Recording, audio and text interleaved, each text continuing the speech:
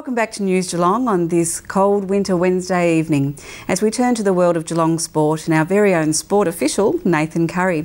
Good evening, Nathan, and what's of interest in the local sports world so far this week? A fair bit, Meryl, and we'll start with racing tonight.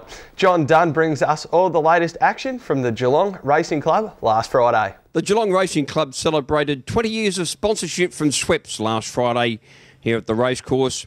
And punters, well, they loved the day because they got off to a great start when the Mark Kavanagh-trained filly Sweet Hussy took out the opening event. Here's Orinoco on the scene. Sweet Hussy's coming away from its heels to challenge. They go to Mr. Tipple, and then Iona Gold and Charltonian's coming right down the outside. Charltonian and Iona Gold, they go to Sweet Hussy. Orinoco beaten off. Sweet Hussy's fighting. Iona Gold going with it. Sweet Hussy lifts, and Ollie gets it over the line. Champion jockey Damien Oliver, he completed an early double when he brought Magnetic East down the outside with a big run to take out the Eureka Hotel maiden plate. Supreme Athena, Rock to Excess, and the White Cap is next, and Magnetic East comes right down the outside. It's Bolitar from Supreme Athena and Rock to Excess. Magnetic East is winding up though and starting to come hard. Magnetic East goes to Rock to Excess. Rock to Excess swallowed up by Magnetic East. He's come from dead last, and that looked easy. The old grey mare, well, she's not old. She's a 4-year-old called Soccer Mum, and she was making her racetrack debut here last Friday, and she brought off a well-orchestrated late plunge from the Kelvin Burke stable when she took out the Anglesea Golf Club maiden plate. It's Soccer Mum going to Blossom Baby. They come down to the 200 metres with Soccer Mum now taking over, and the local kicked from Miss Yapper in behind. Then in came Chimut Rose, but it's Soccer Mum really opening up and coming right away. And it's Soccer Mum who's going to be too strong for them. And Danny Nikolic gets this home on debut. You have to feel for the connections of the Niall Phillips trained Munch. For the second week in a row here on the synthetic track here at Geelong, he had to be content with a second placing. This time behind the Mick Price trained favourite and top weight Olazabal in the final event here last Friday afternoon. Snitch, Shadden Lad running a cheeky race, and Olathable's burst through now. And here's Munch right down the outside. Olathable hit the front. Munch is coming. Olathable leads a half length on Munch. She's digging deep. Now she starts to come, but Olathable leads and will hang on. That's the wrap-up of racing here on the Geelong Synthetic here last Friday. Schweppes race day, and it's on again next Friday, the big day, the final of the $50,000 Betfair Winter Challenge Series. Look forward to seeing you out here. Nice work, John. That's the way we like it done. Next up, News Geelong's man of the Geelong and District Football League, Cal Lowther, caught up with North Geelong coach Frank Foppiani after his side's loss to Bellpost Hill at Osborne Park last Saturday. Frank, obviously a disappointing loss. What happened in that second quarter? Yeah, I don't know, Cal. They just too good. I mean, we started well. You know, it was sort of even at quarter time, and they just sort of outran us. You know, we didn't pick up and paid the price.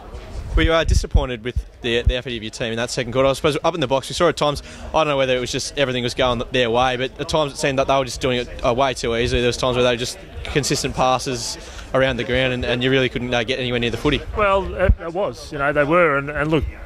You know, I told the boys at half time we just didn't work hard enough. You know, they wanted it more and worked pretty hard, and we were just too lazy. You know, just thought, oh yeah, well they won't kick it to him. They did. So, you know, they played well, and yeah, we just couldn't stem that flow. Yeah. And moving on to next week, you have a massive game against East Geelong. Important to win at least one of these against the big side, so you can establish your fifth spot.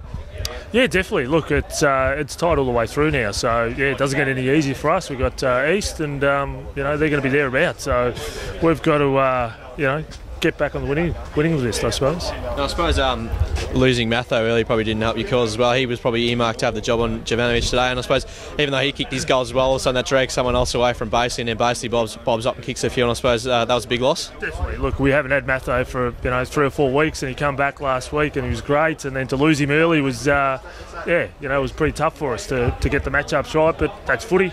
You know, we also lost, you know, another player early too, so you know, we're down to 2 on the bench, so yeah. So is he all right?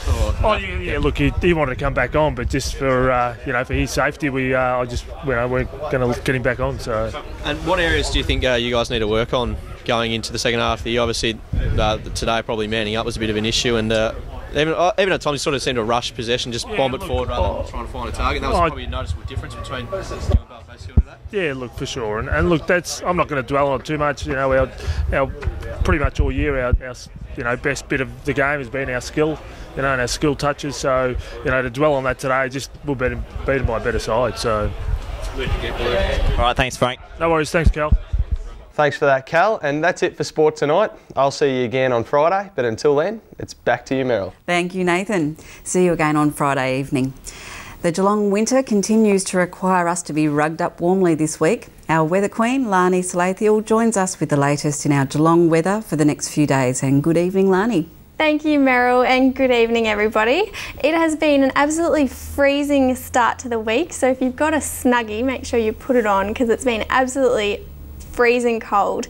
Let's take a look at the weather for the rest of the week. Starting with tomorrow, we've got a partly cloudy day with some isolated showers until late afternoon with some light winds, a maximum of 13. For Friday, some morning cloud, areas of morning fog, also be careful driving to work, with some light winds, and then a mostly sunny day, a maximum of 13.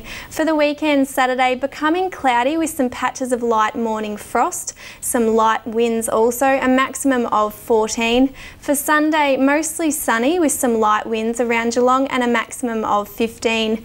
And for the start of next week, Monday, it's going to be a sunny day with some patches of light morning frost, very cold night, Sunday night, with some light winds, and then a sunny day with a maximum of 13.